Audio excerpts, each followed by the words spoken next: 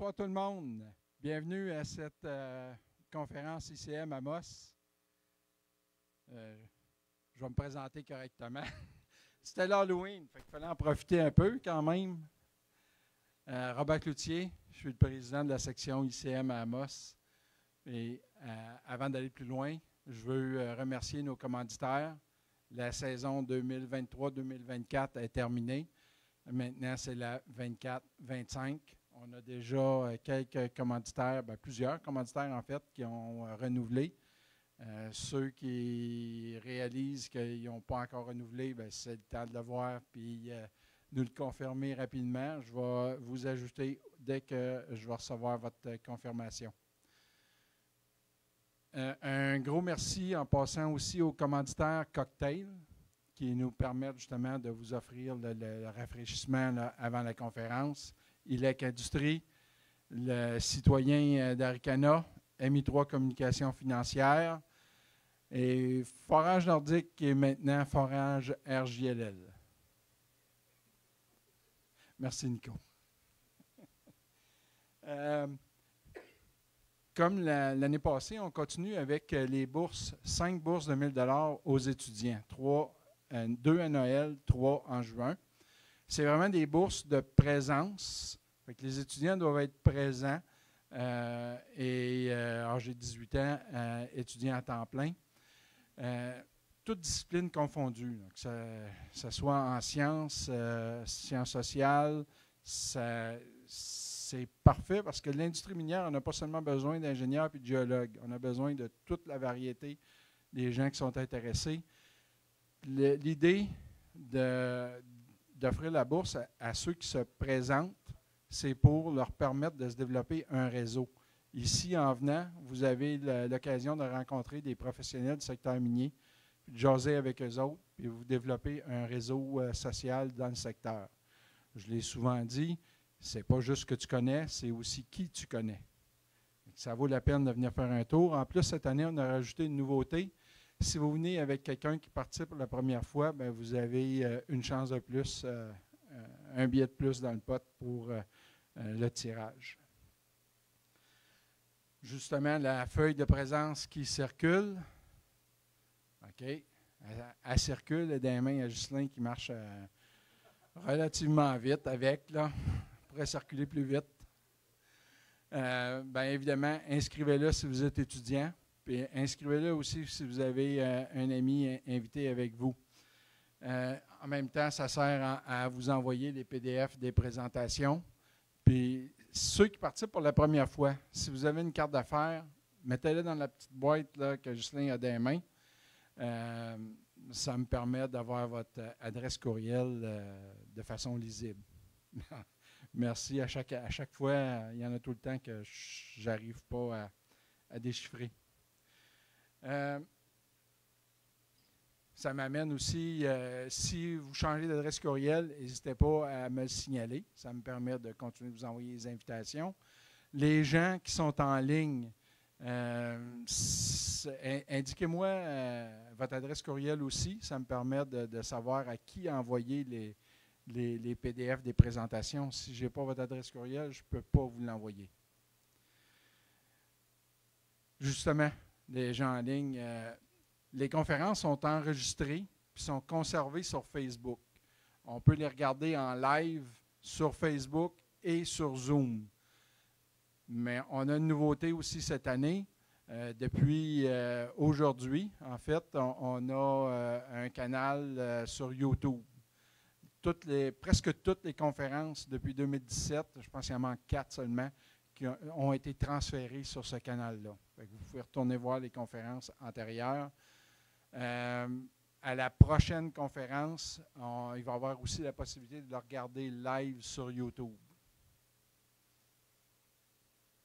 Si les gens en ligne, si vous avez des questions, n'hésitez pas à poser les questions, soit dans le chat ou les commentaires. On va retransférer la question au conférencier. Maintenant, c'est le moment où on coupe le son sur le téléphone.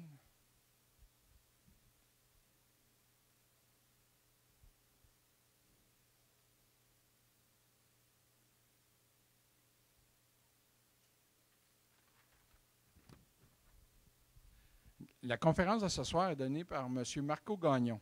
M. Gagnon a gradué en géologie à l'Université du Québec à Chicoutimi. Il a plus de 30 ans d'expérience avec des sociétés majeures et juniors. Depuis 2016, il est vice-président exécutif chez Probe Gold.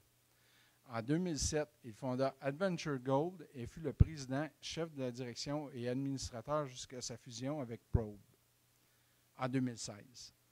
De 2010 à 2012, il a été fondateur et chef de la direction de Focus Metals, maintenant Focus Graphite, et vice-président de l'exploration de Viard de 2004 à 2007. Précédemment, il a acquis une vaste expérience au niveau de la production et de l'exploration alors qu'il était à l'emploi de producteur minier établi. Il a ainsi développé une expertise dans la conception, la mise en valeur et la direction de programmes d'exploration et de mise en valeur sur des propriétés aurifères et de métaux de base dans plusieurs camps miniers au Canada.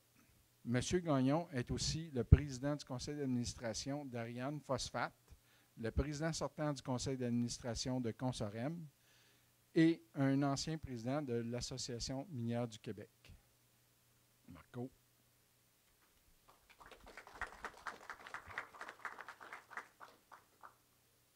Merci beaucoup. Le son est correct.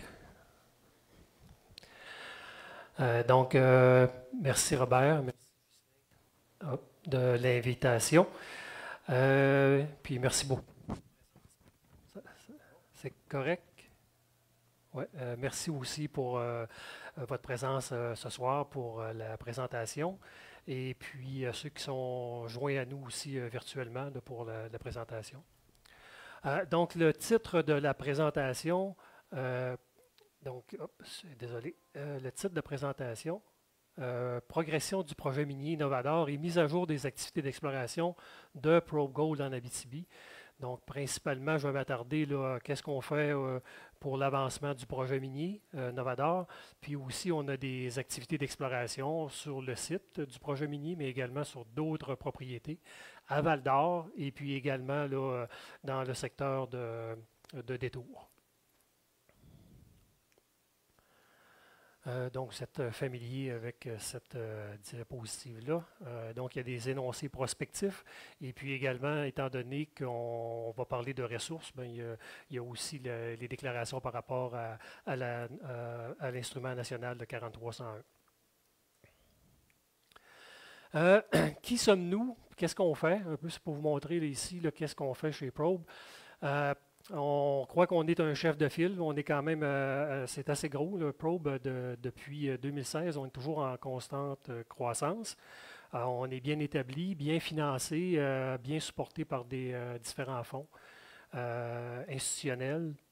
Et puis également avec des fonds québécois. Donc, on est fiers de l'actuariat qu'on a présentement chez Probe. On a un projet phare qui s'appelle Novador, comme je le mentionnais. Novador, c'est 175 km² de titres miniers situés à l'est de Val-d'Or. Donc, principalement entre Val-d'Or et puis Louvicourt. Pour le projet Novador. Et puis, entre Louvicourt et en allant vers le nord-est, jusqu'à les propriétés Croix-Nord qu'on vient récemment d'acquérir. Et puis également, propriété Mégiscane-Tavernier. Et vers le nord, on a un bloc de claim appelé Mackenzie Break qu'on vient récemment d'acquérir aussi. Et puis, en direction de Barrault. Donc, c'est des projets qui, tous ensemble, c'est 175 km² pour Novador, le bloc principal, et puis les autres propriétés, c'est 510 km². Donc, c'est quand même un gros terrain de jeu. Puis, vous le verrez, là, dans notre stratégie corporative, on essaie d'explorer ce qu'on dit souvent à la bonne adresse, puis vous allez voir qu'on est à la bonne adresse. Également, là, à la fin, je vais essayer de vous présenter rapidement qu'est-ce qu'on fait à Détour. Détour, c'est une grande propriété de 777 km² à l'est de la mine Détour, du côté Québec. C'est le projet qu'on appelle Détour Québec. Donc, c'est quand même un gros projet qui est plus à l'étape de la découverte.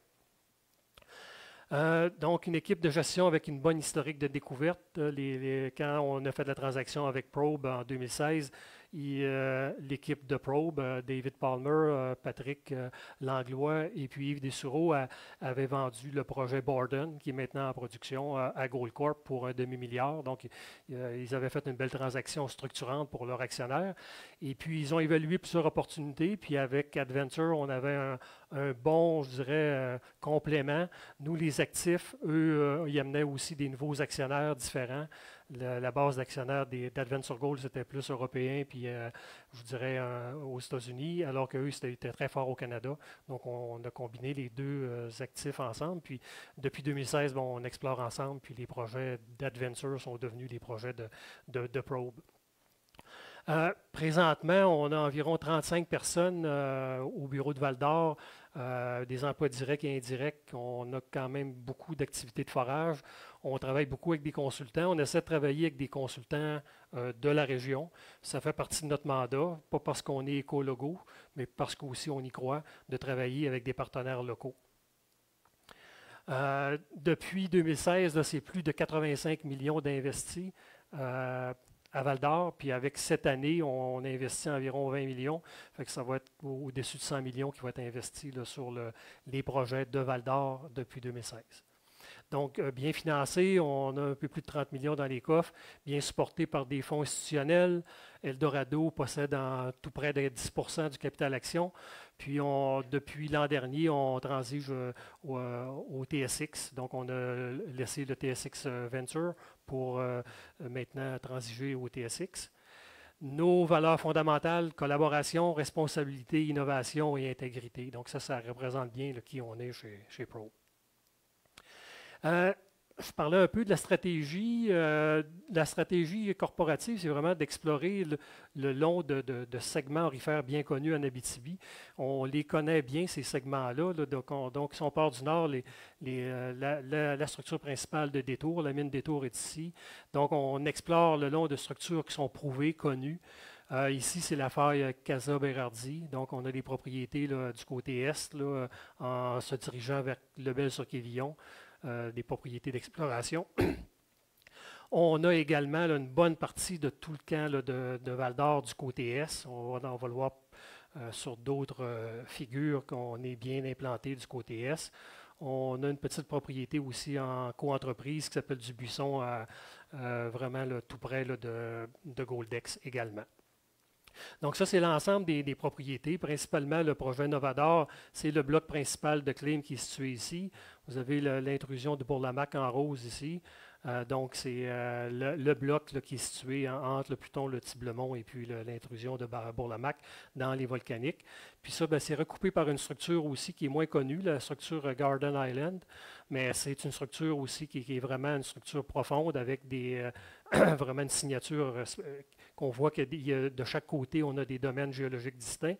Et puis également au sud, on a la faille Cadillac qu'on voit très bien ici, avec notre propriété là, qui s'appelle Cadillac Breakies, qui est sur la faille Cadillac en tant que telle. Donc souvent, les dépôts aurifères sont sur des structures parallèles à ces failles majeures-là. C'est ce qu'on voit là, ici. On est intéressé aussi par ce segment-là, ici, Mackenzie Break et puis Mujiscan. Ce qu'on suspecte, c'est que ce soit l'extension de la faille d'Estor Porcupine qui est bien reconnue là, du côté ouest ici. Mais du côté est, c'est un peu mal connu puis sous-exploré. Fait que nous, dans notre stratégie, c'est vraiment d'explorer aussi ce segment-là qu'on pense qui est associé à une faille majeure. Donc, si on fait un agrandissement sur le camp minier de Val-d'Or, donc vous avez les différentes propriétés minières avec les différents joueurs. En bleu, ici, plus foncé, c'est les propriétés que l'on a. Mackenzie Break, avec la structure de l'extension de la faille d'Estor Porcupine, ce qu'on appelle la faille Manville, puis qui recoupe aussi la propriété Mujiscan. La structure Island Garden, qui recoupe Novador et puis Croix-Nord. Et puis la faille Cadillac ici au sud. Vous avez les principaux dépôts là, du camp minier, là, ici illustrés en jaune, les étoiles, et puis les indices aurifères, les petits losanges. Et puis vous avez ici, juste pour comparer, là, excusez, la fosse à ciel ouvert du projet canadien-malartic qui est ici. Et puis les différentes fosses qu'on a sur le terrain, là, Monique, Pascalis, et puis les fosses du secteur Courvent, qu'on verra plus en détail un peu plus tard. Donc ça vous montre l'importance de ces structures majeures-là. Des propriétés minières, vous voyez que les propriétés minières sont souvent là, en bordure de ces, associées à ces structures majeures-là, qui sont plus ou moins est-ouest en Abitibi. Vous verrez que dans la présentation que ce n'est pas parce que les structures majeures sont orientées est-ouest, il y a des structures aussi qui sont à angle avec ces structures-là, puis c'est des pièges structuraux. Donc c'est ce qu'on vise là, dans nos modèles d'exploration. Un peu qu'est-ce qu'on a fait depuis le début. Là, vous voyez, c'est quand même c'est tout près de 600 000 mètres de forêt depuis le début du projet, depuis Adventure Gold, donc depuis 2008 qu'on est à Val d'Or-Est.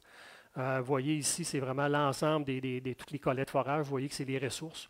Fait que principalement, ce qu'on s'est attardé à explorer, surtout alentour des ressources, il y a très peu de forage à l'extérieur des forages d'exploration. Donc, il y a encore un beau potentiel d'exploration sur le bloc principal. On a fait des tests un peu, mais on est encore au stade où ce projet-là, on a fait beaucoup de caractérisation de la minéralisation et puis augmenter la ressource. Ça a été notre principal mandat depuis le début. Donc, on voit la croissance depuis 2016. Depuis 2016, vous voyez, on avait 770 000 onces. Aujourd'hui, on a 6,7 millions d'onces mesurées indiquées et puis 3,3 millions d'onces inférées. Donc, avec le temps, on a aussi augmenté, oui, le nombre total de ressources, mais on a dérisqué le projet en ayant plus de ressources mesurées indiquées. Donc aujourd'hui, ça, c'est la ressource totale sur l'ensemble des propriétés de Val d'Or-Est. Pour Novador, on parle d'environ 6,2 millions d'onces puis 1,8 millions d'onces indiquées. 6,2, excusez, du côté mesuré indiqué, puis environ 1,8 du côté là, inféré. Mais ça, c'est pour l'ensemble du projet. Aussi, ce qui est intéressant, c'est que 82 de toutes nos ressources qu'on vient de faire la mise à jour au début septembre sont principalement là, contraints par des fausses. Donc, c'est-à-dire qu'on a utilisé le logiciel Whittle pour créer des fausses conceptuelles. Donc, ça laisse 18 des ressources souterraines, mais c'est un projet de fosse à ciel ouvert d'ampleur. On a fait aussi au début de l'année avec la ressource de 2023, donc pas avec la ressource qui était actualisée au mois de septembre, un modèle économique. C'était notre deuxième modèle économique, étude économique. On avait travaillé fort pour avoir une valeur actualisée nette assez élevée. Donc, on voyait ici le 910 millions de valeur actualisée nette avec un taux de rendement interne après taxe intéressant, 24,4, et avec un prix de l'or assez conservateur à 1750 $ l'once. Donc, il y a de la place à amélioration avec un prix de l'or plus élevé et puis également avec différentes études. C'est ce qu'on fait présentement, là, dérisquer le projet et faire plus d'études économiques et puis également de faire des études pour éventuellement à avoir une mine là, qui est solide. Donc, cette année, on travaille 2024-2025 pour amener le projet à l'étape de la préfaisabilité. Donc, en même temps, en parallèle, on travaille sur les permis. Vous savez qu'au Québec puis au Canada, c'est de plus en plus long, le processus de permis. Donc, on a commencé le processus de permis. On n'attend pas d'avoir défini le plan minier final. On travaille avec un plan minier évolutif. On sait que les fosses ne changeront pas de place. Les fosses principales sont conceptuelles pour le moment, mais on va les avancer. Donc, on a déjà commencé à travailler avec les différentes agences gouvernementales ou fédérales ou provinciales pour le processus de permis. Donc, puis en plus, comme je vous le mentionnais, on a quand même là, des positions de terrain là, qui sont vraiment là, super intéressantes dans des deux camps miniers d'intérêt, Détour et puis Val-d'Or. Et puis, vous allez voir que la localisation du projet Novador, c'est proche des infrastructures, puis juste assez loin de Val-d'Or. Donc, c'est un beau... c'est vrai que c'est vraiment un endroit idéal là, pour faire un développement minier là, en harmonie avec la communauté. Ça, c'est pour illustrer un peu l'accroissement des ressources depuis la dernière ressource de l'an passé. Pourquoi qu'on est parti de 5,2 millions d'onces, puis on est total, puis que là, on est tout près, là, on a 6,7 millions d'onces plus 3,3 en inféré aujourd'hui. Bien, on a acquis des propriétés. On a acquis Croix-Nord, on a acquis Beaufort, on a acquis également Mackenzie Brake. Ça, en faisant les acquisitions, c'était tout près d'1 million d'onces qu'on a acquis. En faisant l'acquisition de ces propriétés-là, il y avait 80 000 mètres de forage qui avaient été faits par Monarch et qui n'avaient pas été incorporés dans aucune étude, aucun estimé de ressources. Donc, on a incorporé ces 80 000 mètres de forage-là. C'est sûr que ça a aidé à augmenter la nouvelle ressource. Puis également, on a travaillé sur la modélisation de notre projet Novador, puis également sur les projets qu'on a acquis. Le prix de l'or, c'est sûr que de 17,50 qu'on avait l'an passé à 18,50 dans le nouvel estimé de ressources, ça aide aussi à accroître la ressource. Puis également, la classification du matériel. On a un bon gain de classification dans le matériel. C'est le matériel où on a assez d'informations entre les zones à haute teneur qu'on est capable de caractériser du matériel à plus basse teneur. Donc, du minerai qui est un peu classé marginal, qu'on a réussi à classifier là, dans la classification. De mesure indiquée, puis ça va pouvoir nous servir aussi à la prochaine étape, à l'étude de préfaisabilité. La grosse différence entre une étude économique préliminaire et préfaisabilité, c'est le fait qu'on ne peut plus utiliser des ressources inférées à l'étape de la préfaisabilité. Donc là, on travaille encore beaucoup sur la conversion, puis aussi comment dérisquer le projet au niveau géologique, puis ça fait partie là, du travail de modélisation géologique. Également, les paramètres économiques et puis techniques, ce sont les mêmes paramètres qu'on a utilisés dans la dernière étude économique. Donc, à chaque fois qu'on fait avancer le projet, comme les nouvelles études qu'on a eues dans le PEA pour les fosses, les pentes des fosses, on les a intégrées dans la nouvelle ressource. Donc, c'est les mêmes paramètres économiques également. Donc, les paramètres économiques réactualisés avec les nouveaux coûts, on les incorpore toujours dans l'estimé des ressources qui suit après. Donc, on va comme ça aussi cheminer là, vers la PFS. Si on regarde l'ensemble des ressources là, sur les différentes propriétés, là, vous voyez un peu le projet Novador, comme je l'indiquais, c'est tout près là, de 8 millions d'onces. Dans ce 8 millions d'onces-là, il y en a 875 000 onces qui est plus à basse teneur. On va le voir dans la prochaine diapositive. Mais ça fait partie de l'ensemble. Puis Croix-Nord, 323 000 onces. Mesure indiquée, 34 000 onces du côté inféré. Sleepy, ça n'a pas changé. Puis la Pasca non plus depuis les derniers estimés. On n'a pas réactualisé ces estimés-là parce qu'il n'y a pas eu de travaux là-dessus. Et puis Mackenzie Brake, quand on a fait l'acquisition, il y avait environ un demi-million d'onces d'or. Puis là, avec les nouveaux travaux, modélisation, plus le forage, les paramètres aussi économiques qu'on peut utiliser.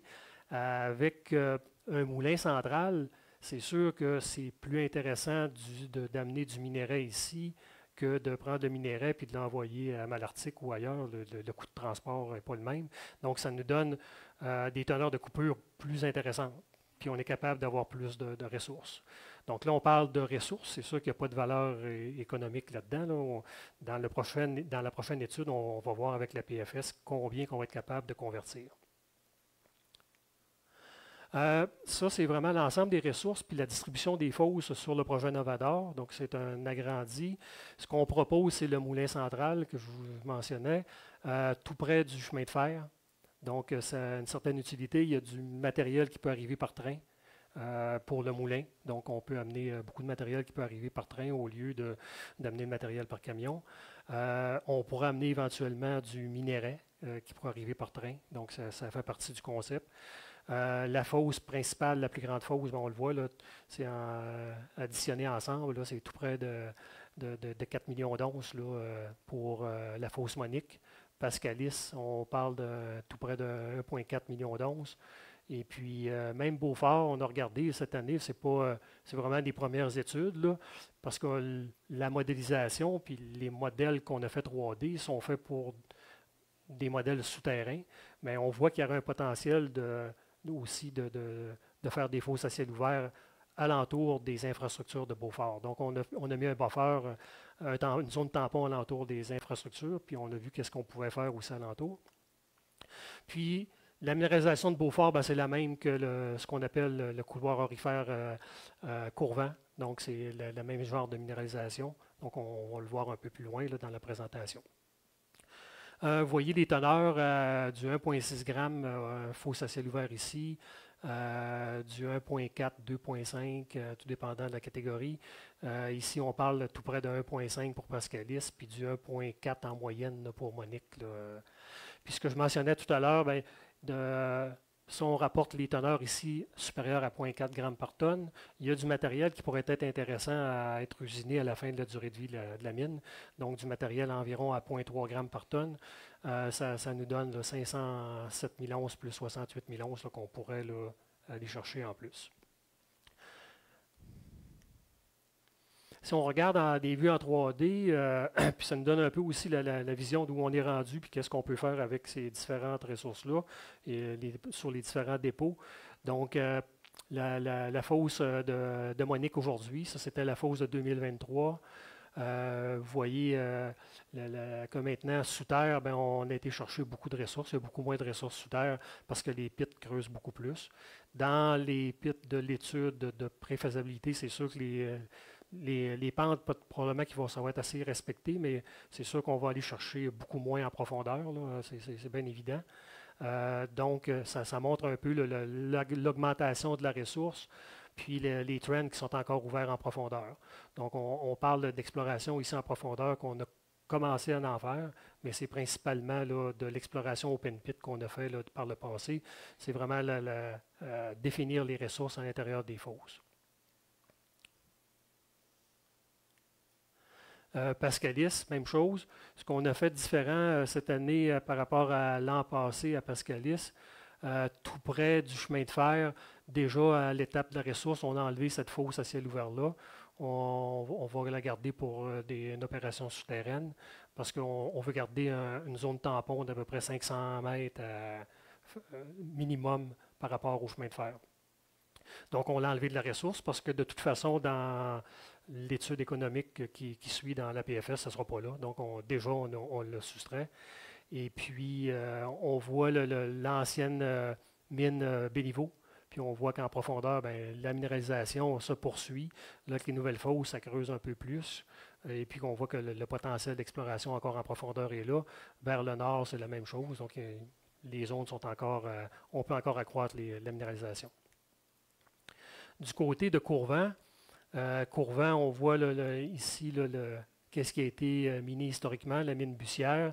Donc, c'était une toute petite opération minière. On parle d'à peu près 50 000 onces qui a été produit dans les années 40. Quand il y a eu le grand feu en Abitibi, bien, la mine a arrêté, puis ça a complètement arrêté à ce moment-là. Et puis, il y a eu un peu d'exploration dans les années 60. Puis, Richemont a exploré un peu également, mais pas beaucoup d'exploration. Depuis 2018 qu'on explore assez agressivement le secteur, puis on a été capable de définir tout près d'1 million d'onces près de la surface à Courvent. Et puis ce qui est intéressant vraiment à Courvent, c'est que c'est un peu le même style de minéralisation qu'à Beaufort, donc c'est des stackings de veines, puis il y en a à haute teneur, puis en profondeur, là, on voit des potentiels. Ici, on a fait 5 trous, puis on voit que les 5 trous, là, ils ont frappé pas mal de stacking de veines, donc il y a un beau potentiel aussi en profondeur. Donc c'est des veines à faible pendage. C'est sûr que c'est des méthodes de minage qui sont différentes de Monique. Monique, on parle plus là, du bulk mining et des techniques minières, c'est plus long trou. Donc ici, c'est sûr que c'est différent puis comme teneur de coupure également. Donc on va chercher du minerai qui est à plus haute teneur. Donc, encore une fois, on voit l'accroissement des ressources par rapport à 2023. On voit que là, ici, on est en train de définir une fosse qui est beaucoup plus grande, puis que la minéralisation, là, on ne le voit pas là-dessus, mais le contact du pluton de Bourlamaque, là, qui suit le trend qu'on a dessiné en orange ici, mais qu'en bleu, on voit que ça commence à sortir du trend qui serait la bordure du pluton de Bourlamaque. Donc, il y a de la minéralisation aussi dans les volcaniques. Fait que ça, c'est intéressant qu'on on commence à regarder qu'il y a des minéralisations d'un volcanique, puis on commence à comprendre aussi qu'il y a des structures porteuses qui sont à l'intérieur du pluton de Bourlamaque, puis qui se connectent avec Béliveau. Donc, au niveau structural, notre compréhension a beaucoup été améliorée avec le temps. Si on regarde les autres projets qu'on a acquis plus récemment, que ce soit le Mackenzie Break, donc Mackenzie Break, là, ce qu'il y avait comme ressource, là, principalement, là, c'était vraiment là, une fosse qui était tout petite, qui était comme ça ici. Fait là, la fosse est beaucoup plus grande. Puis les forages qui ont été faits, ça définit aussi des ressources latérales en profondeur. Donc, ce qu'on voit, c'est qu'on peut continuer à forer latéralement, puis même du côté ouest, il y a aussi un beau potentiel d'exploration du côté ouest de la fosse ici. Du côté de Croix-Nord, historiquement, il y a eu 2 petites fosses, puis une galerie là, très peu profonde là, à la mine Croix-Nord. Nous, on était intéressés quand on a acquis la propriété pour le potentiel d'exploration. Ce qu'on voit, c'est qu'il y a probablement des structures parallèles. On voit ici là, que même historiquement, il y avait eu de la ressource qui avait été définie dans ce secteur-là. Puis c'est des structures qui sont parallèles. Donc ces structures-là, même à l'échelle du dépôt, il n'y a pas juste une structure, il y a quelques structures. Puis on voit que des structures parallèles, bien, il y a un beau potentiel à l'échelle de la propriété. C'est comme ça qu'on l'a acquis, plus pour le potentiel d'exploration. À la mine Beaufort, c'est la même chose. Nous, ce qu'on voyait, c'est, oui, il y a de la ressource sous terre en profondeur, mais nous, on est intéressés plus par le 0 à 500 mètres, proche de la surface. Puis on a des secteurs qu'on a ciblés déjà. Donc, il va y avoir des programmes de forage probablement dès 2025 là, pour tester des zones près de la surface. C'est la même chose ici. Ça, c'est des programmes qu'on pourrait faire dès 2025, forer les extensions, minéraliser. Puis des structures parallèles à Croix-Nord, c'est la même chose. Donc, on travaille présentement à monter des programmes de forage d'expansion puis d'exploration pour ces 3 propriétés-là. La propriété Beaufort, maintenant, ben, on l'inclut dans Novador parce que c'est le même assemblage minéralisé que Courvent. Ça, c'est le tableau des ressources, peut-être juste pour vous indiquer un peu là, les genres de teneurs qu'on voit, les tonnages. Également, ça, c'est pour Novador seulement. Donc, on voit la ressource totale. Sous terre et puis l'open pit.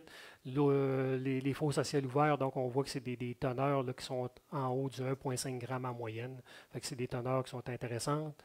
Le sous terre, on vise du 2,5 à 3 g par tonne. Quand la teneur est plus basse, c'est parce qu'on a technique long trou. Donc la teneur, on est capable de la baisser. Les secteurs Pascalis, Courvent, donc la teneur de coupure est plus élevée. Donc c'est pour ça que la teneur finale est plus du 3-4 grammes. Donc, puis en plus, ben, ici, on a également là, la ressource là, souterraine, pas souterraine, mais les onces là, qui sont à plus faible teneur pour un total d'environ 575 000 onces à 0,3 g par tonne. Les autres propriétés, donc tous ensemble, ces propriétés-là, c'est tout près là, de 2 millions d'onces, surtout de la catégorie là, inférée, donc avec la plus grosse ressource là, qui est sur Mackenzie Break, donc 1,4 million d'onces sur Mackenzie Break. Et puis, on parle de 323 000 onces mesure indiquée sur Croix-Nord et puis 34 000 onces mesure indiquée. Dans l'étude économique que je parlais au début, on voit que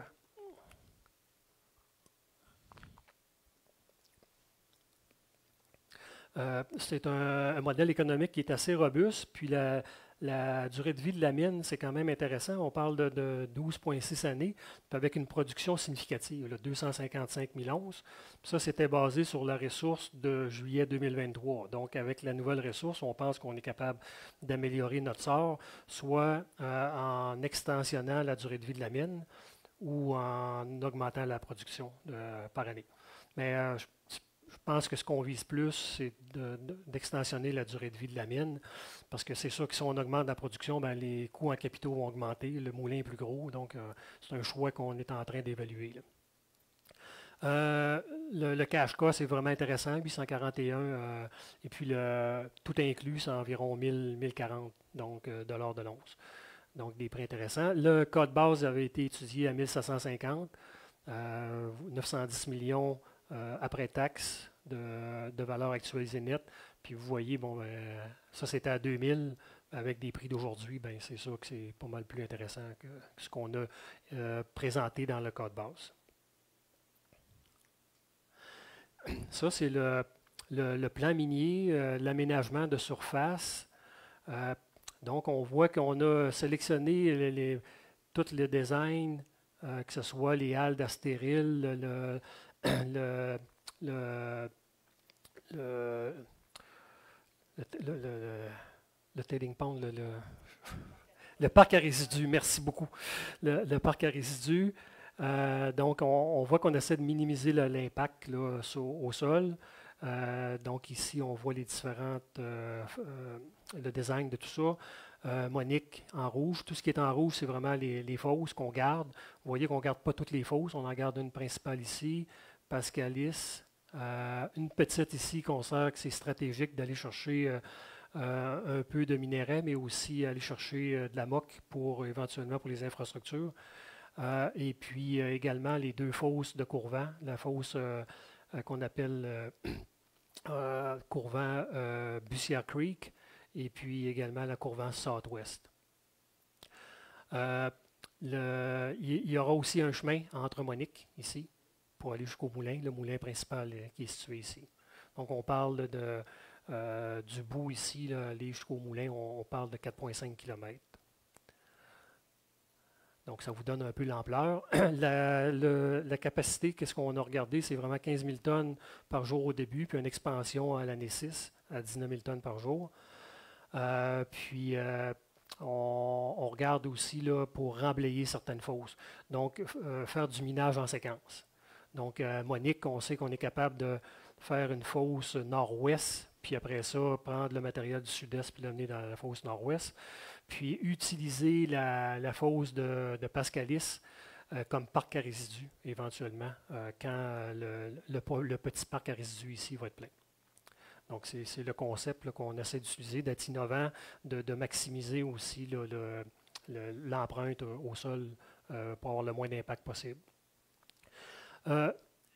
Également, là-dessus, ben, c'est vraiment, là, on est tout près, là, ça c'est la 117.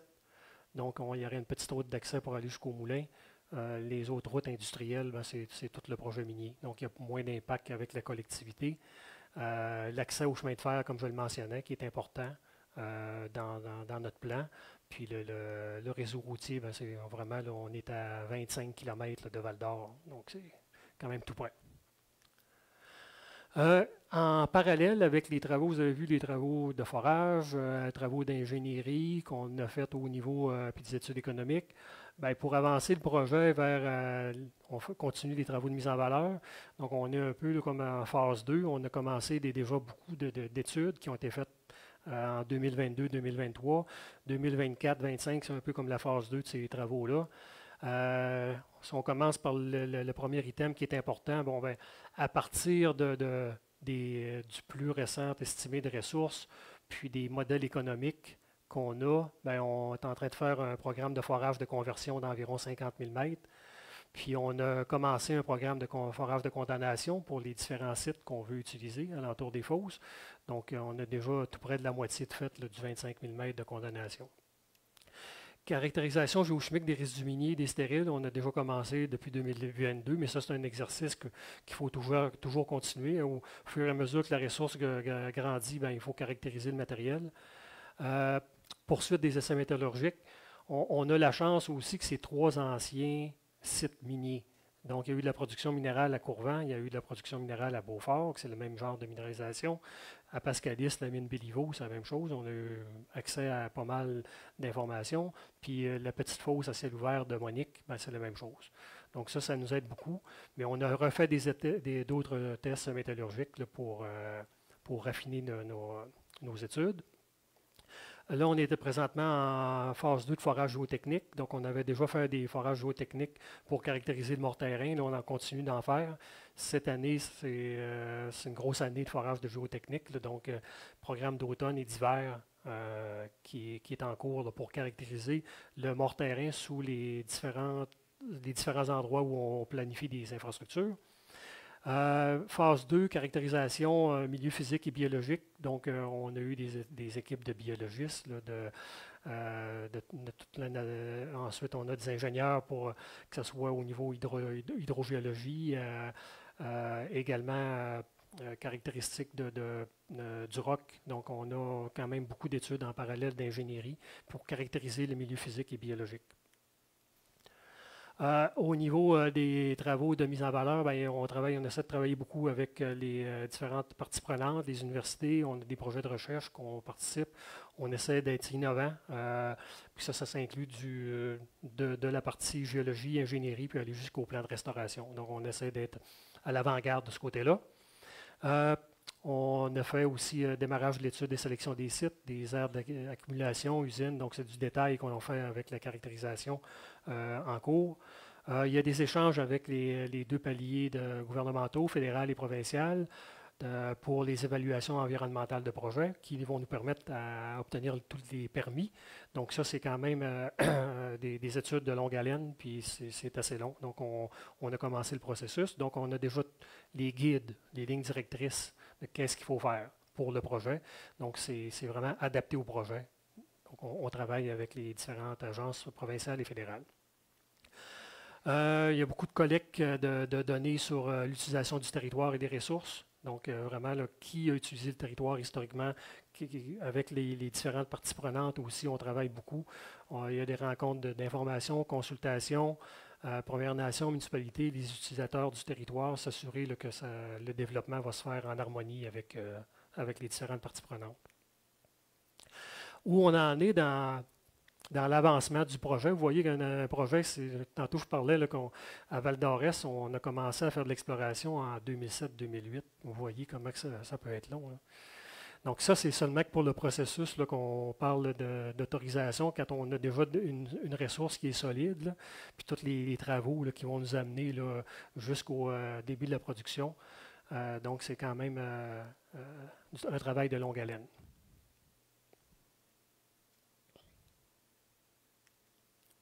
Exploration, donc je vous avais dit que j'allais parler un peu d'exploration. On va commencer par Novador, Beaufort, Croix-Nord, Mackenzie Break, les autres propriétés comme Mégiscane également là, du côté de Val-d'Or, puis les propriétés de Détour. Donc on a ce qu'on appelle Détour Québec, c'est Détour Central, et puis deux projets en co-entreprise avec Exploration Midland, La Pelletrie et puis Gaudet.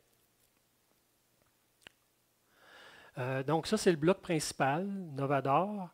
Donc, on a, comme je vous le mentionnais, une structure qui est quand même intéressante, la Fire Garden Island, qui a des différentes âges de chaque côté. Donc, on sait que c'est une structure importante, c'est des assemblages géologiques distincts. C'est la même géologie qu'on voit ici là, que du côté de Malartic. Donc, les roches ultramafiques en mauve, l'intrusion ici du Bourlamac, ben, on est du côté est. Il y a beaucoup de mines qui ont été trouvées du côté ouest.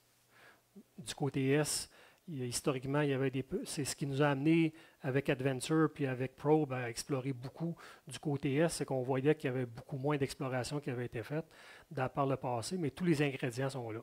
Les roches, c'est les mêmes. Les intrusions, c'est les mêmes dates. Les structures moins reconnues. Il y a beaucoup moins d'affleurement, donc il y a un peu plus de méthodes indirectes pour trouver la minéralisation. Donc, Monique, on parle de zéro affleurement. Là. Tout ce segment-là, ici, là, il n'y a pas d'affleurement. Donc, c'est forage, méthode indirecte, géochimie, géophysique. Courvent, ça affleure un peu, ici. Puis Pascalis, ça affleure dans la partie sud. Partie nord, il y a une bonne montagne ici, mais après ça, il n'y a pas beaucoup d'affleurement. Puis dans la partie entre Monique puis le Pluton de Bourlamac, ici, il n'y a pas d'affleurement non plus. Donc, on est limité par l'exposition, puis c'est pour ça qu'historiquement, peut-être qu'il y avait eu moins de découvertes. Donc, on a fait beaucoup de travaux depuis 2007, mais on a augmenté la cadence depuis 2016. Donc, on a une couverture géophysique là, totale avec un mag à haute définition. Donc, on est capable de réinterpréter puis voir les structures très bien avec le grain magnétique. On a fait des levées de polarisation provoquées pour voir la distribution des sulfures disséminés. La plupart de la minéralisation qui est associée à Val d'Orès, c'est avec des sulfures disséminés de pyrite. Donc, si tu as de la pyrite, ben, déjà, c'est un bon signe. Donc, on a travaillé à faire des bons levés géophysiques là, pour toute la partie qui est sûre. Donc, on a une bonne couverture avec de la géophysique de base au niveau PP. Puis, on a fait ce qu'on appelle de la géophysique à high power, donc avec on énergise encore plus pour polariser dans des secteurs qui ont moins d'affleurement. On a fait cette technique-là aussi là, pour essayer de trouver des zones chargeables. Puis ça a fonctionné assez bien pour la partie ouest là, de Monique. Ce qu'on a fait cette année aussi, on a fait des échantillons de sol. Il y a eu des échantillons de levée de MMI. Donc, c'est des mobile metal ions de surface. Donc, si on cherche des anomalies géochimiques, on a fait aussi des échantillonnages d'écorce d'arbres pour caractériser. Ça, c'est plus à l'échelle régionale, mais ça nous aide à cerner certains secteurs qui seraient anomaliques en or et en métaux. Et puis également, on commence à faire des levées de géophysique là, sur différents blocs où on a fait des travaux de prospection et puis également qu'on a amené des cibles pour évaluer par forage. Donc là, on est rendu à faire des forages là, à l'échelle plus, là, ce qu'on appelle l'exploration régionale là, sur des failles ou des structures adjacentes aux failles majeures associées à des couloirs qu'on connaît bien de minéralisation. Donc, on a 25 cibles cette année qu'on a travaillé depuis la fin de l'an passé puis cette année. Là, donc, on travaille là-dessus aussi au niveau exploration. Il y a deux foreuses qui étaient sur Courvent, mais là, présentement, là, pendant la période de la chasse, si ce n'est pas à jour, là, on a des foreuses qui sont sur le parc à résidus de Monique. Donc, c'est un endroit que pendant la période de la chasse, qu'on est capable de continuer nos travaux de forage. Beaufort, donc ça c'est une vue longitudinale, donc on voit un peu la mine de la surface jusqu'à la profondeur avec les différents puits. Il y avait 3 puits, dont le puits principal de Beaufort, puis il y avait historiquement le puits New Pascalis puis Perron. Puis c'est tous les développements, vous voyez les développements miniers. Principalement la production là, se faisait à partir de la rampe ici, donc c'était quand même assez loin. Puis j'aime cette image-là parce que ça montre la distribution de l'or. Vous voyez ici, là, c'est des teneurs épaisseur 20 grammes supérieurs à 4 mètres en couleur pourpre. Puis on voit que l'intensité, là, plus la couleur est froide, bien, moins les teneurs sont intéressantes. Puis on voit que la partie centrale, c'est là que le gros de la mine Beaufort a été miné. C'est les zones principales, la zone 32. Donc ça, c'est vraiment ça que nous, on cherche des extensions de ces structures principales-là. Puis on voit des cibles près de la surface. Puis on voit des secteurs qui ont été négligés aussi, là, dans le coin de la mine historique, ici au nord. Puis ça, c'est vraiment des cibles proches des anciennes frontières entre les propriétés minières. Donc là, en ayant consolidé la propriété, que ce petit bloc-là maintenant fait partie de tout l'ensemble de Novador, bien, on peut se permettre d'explorer le long de ces frontières-là où il y a eu peu de travaux historiquement. Donc, c'est la même chose pour la partie où la rampe, la zone W, on voit l'extension, puis c'est intéressant. Puis on voit qu'il y a des bonnes teneurs épaisseurs, même près de la surface, qu'on voit qu'il y a quand même moins de densité de travaux, puis on voit qu'il y a un beau potentiel d'exploration. C'est pas plus compliqué que ça. Nous, on s'intéresse à explorer principalement les secteurs plus proches de la surface, faire du forage de la surface, faire du forage souterrain comme il a été fait par Monarch. Bien, c'est dispendieux. Il faut que la mine soit en opération. Nous, présentement, on est en train de sortir tout le matériel pour arrêter de pomper la mine. Donc, notre plan de match, ce n'est pas de repartir de la mine, c'est vraiment d'explorer, retrouver des nouvelles ressources plus proches de la surface.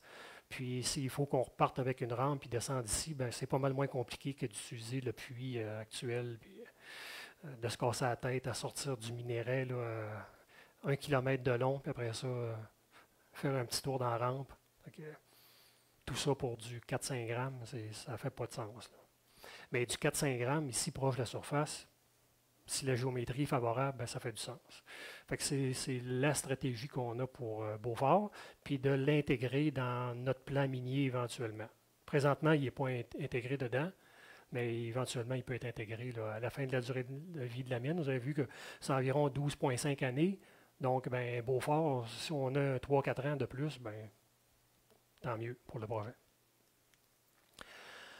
Croix-Nord, comme je le mentionnais, on l'a acquis pour le potentiel d'exploration. Donc, ce qui a été travaillé historiquement, c'est vraiment ce segment-là. En dernier, il y a eu des zones qui ont été trouvées comme Bug Lake, puis l'extension vers le sud-ouest, sud-est, désolé, la zone Suzanne. Donc, nous, on essaie de travailler des zones parallèles. On a eu beaucoup de prospection cet été pour trouver des structures géologiques, que ce soit des dikes, des nouveaux contacts déformés. Donc, c'est ce qu'on a fait de ce côté-là parce qu'il y a des affleurements. Puis on va réétudier puis compiler aussi les forages historiques pour voir s'il y a des structures parallèles. Puis on a fait un très grand levé de géochimie de sol parce qu'il y a 0 affleurement dans ce secteur-là ici. Donc on va voir si on voit l'expression dans le sol de certaines structures minéralisées. Donc il y a eu des levées historiquement qui ont fonctionné sur le dépôt. Donc on va regarder latéralement si on n'a pas les mêmes genres d'anomalies. Mégiscane, c'est l'extension, comme je le mentionnais dès le départ, là, de la faille d'Estor. C'est notre interprétation, puis celle de plusieurs là, géologues, que la faille Manville pourrait être l'extension de cette faille qui est bien connue à Timmins. Donc, encore une fois, c'est des groupes d'âge différents de chaque côté de la structure. On voit même géologiquement là, ici là, que c'est différent. Très peu de travaux historiquement sur ce bloc de Clem-là. Puis on commence à voir qu'il y a plusieurs zones parallèles. Il y a de l'or en bordure du Pluton ici. Croix-Nord est ici au sud, Mégiscane qui est un peu plus au nord, puis le bloc principal de Novador est ici. Donc un beau potentiel d'exploration. C'est un projet à l'étape de la découverte. On a fait les travaux de base de géophysique, de travaux de base également là, de reconnaissance géologique. Il y a eu de l'échantillonnage d'écorce. On a fait des levées aussi MMI, de Mobile Metal Ions, de géochimie de sol cette année. Donc, pour avoir des secteurs, puis refaire de la géophysique de détail de type polarisation provoquée pour avoir des cibles. Donc, ça a été la technique employée qui a bien fonctionné sur Novador, puis on va l'appliquer sur les autres projets. Mackenzie Break, ça c'est un projet qu'on a acquis récemment. Donc, on a travaillé principalement à la ressource depuis le mois d'avril.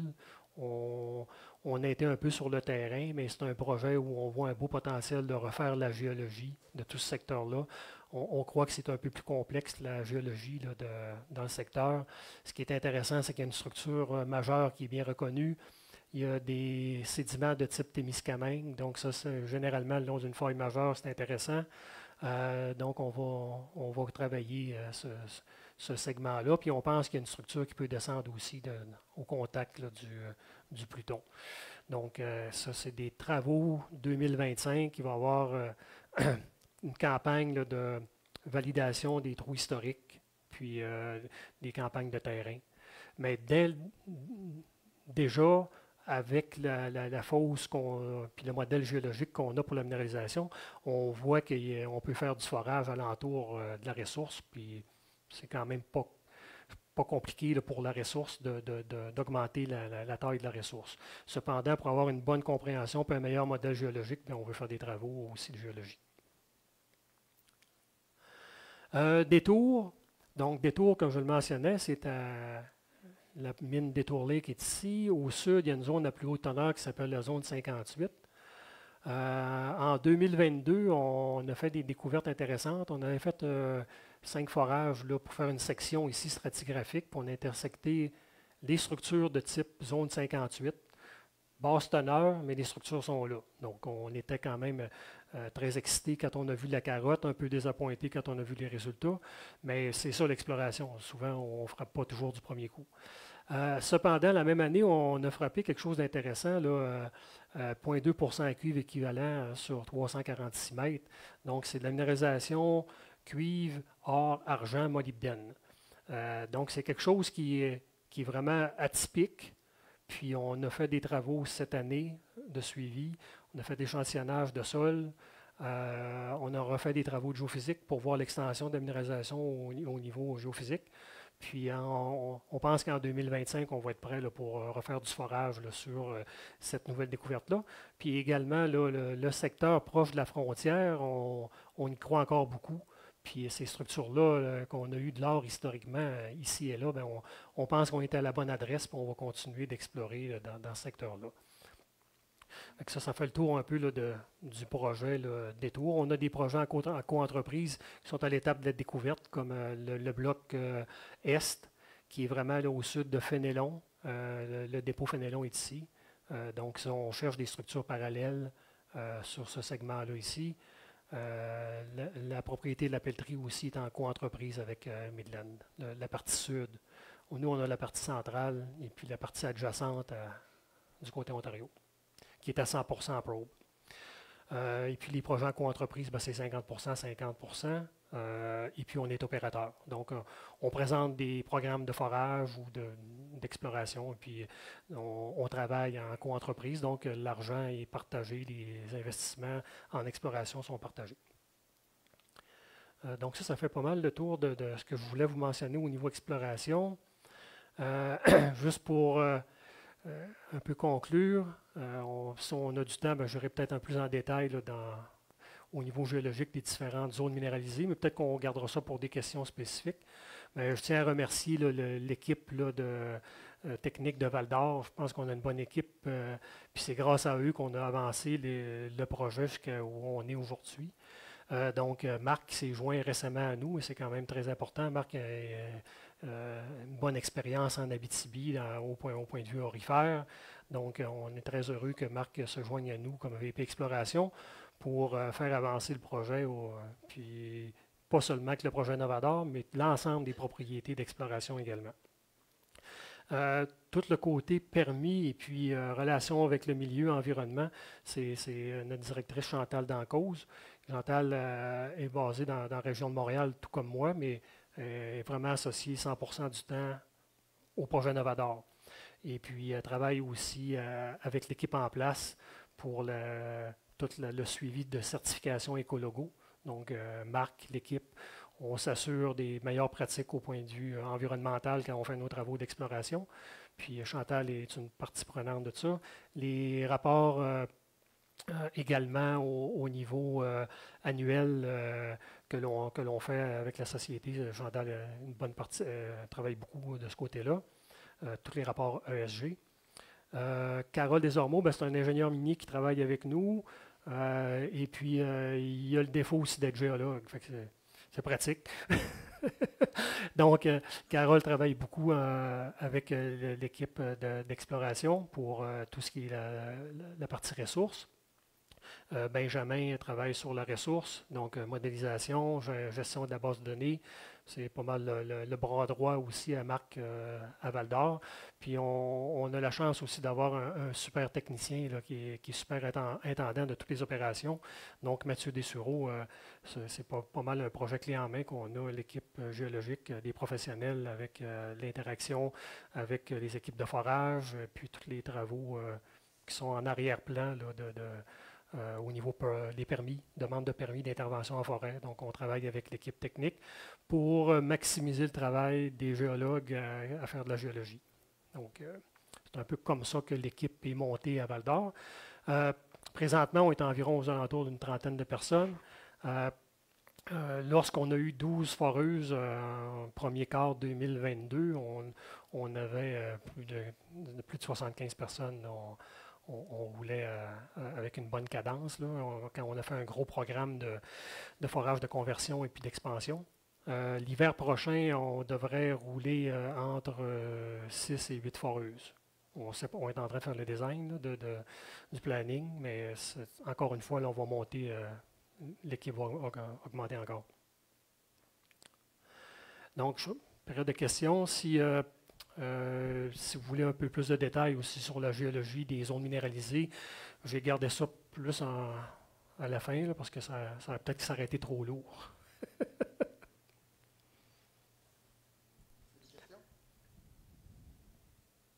Soyez pas timide. Il manque de rien, mettons. Hein?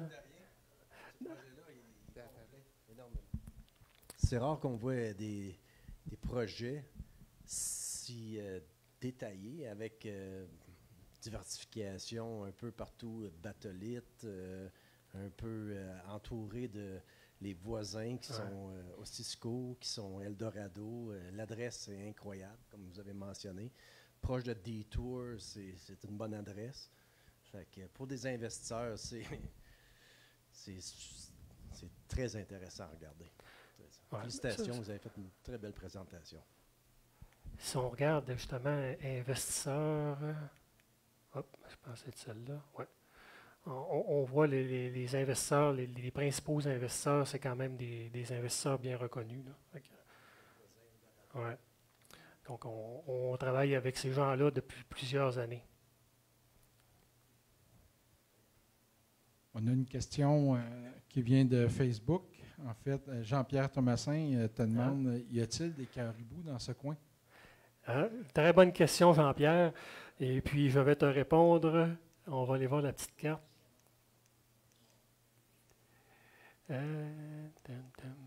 Hop, on va aller plus loin. On a une belle propriété. Hop, désolé. On a une belle propriété ici qui s'appelle Cadillac Break East, qui est le long de la forêt Cadillac. C'est pas mal la route 117, vous voyez ici, là, qui tourne à Louvicourt. Donc, le secteur qui est vraiment sensible, c'est vraiment ce secteur-là ici. Okay? Puis ici, on est dans la zone tampon. Là. La forêt Cadillac serait dans la zone tampon là, de l'aire de protection des caribous. Le projet Novador, on documente présentement, c'est ça qu'on fait quand on est à l'étape des permis, puis on n'a pas vraiment d'occurrence de caribou au nord de la 117, puis du côté ouest de la 113. Là. Fait que ce secteur-là, pour le moment, il n'est pas sensible. Là. Mais ça ne veut pas dire qu'on n'aura pas de questions au niveau du processus environnemental, du Bureau des audiences publiques. On est en train de caractériser, vous avez vu dans les différentes études qu'on fait, la caractérisation du milieu biologique, bien, ça s'inscrit là-dedans. Mais pour répondre à Jean-Pierre à ta question, la zone sensible, c'est principalement là, tout ce qui est au sud de la forêt Cadillac ici, là, puis en allant vers l'ouest. Merci. Autre question, non? Ben, merci, Marco. Merci beaucoup.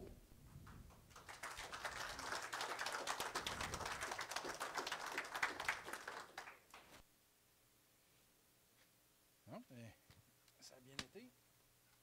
On a, comme la tradition, c'est de remettre 2 cadeaux aux conférenciers. Un polo. Tu vas pouvoir être chic ces terrains de golf l'été prochain. La saison est pas mal finie cette année. Très heureux de faire la promotion de l'Institut canadien des mines. Merci beaucoup encore pour l'invitation. Ben, merci, mais c'est pas tout. Maintenant, on a une toile pour toi. C'était pas juste une décoration pour la salle, là.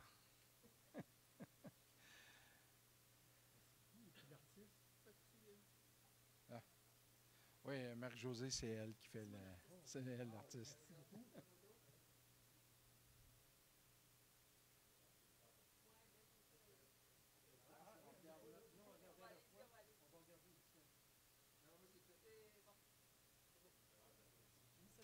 Encore une fois, merci Marco. Très apprécié. On va te réinviter au fur et à mesure de la progression de vos projets. Toujours intéressant. Les attestations de présence, ceux qui ont besoin d'attestation pour leur ordre professionnel, je vais vous envoyer le courriel, là, tous ceux qui étaient sur la feuille là, de présence. Si vous en avez besoin, vous me le signalez, puis je vais vous envoyer ça sans problème. Notre prochaine conférence, mardi le 5 novembre, Dominique Doucette de Ressources Sirius va venir nous parler des nouveaux développements du projet Chichou. Il y avait un très beau communiqué de presse hier. Hier ou avant-hier? Hier.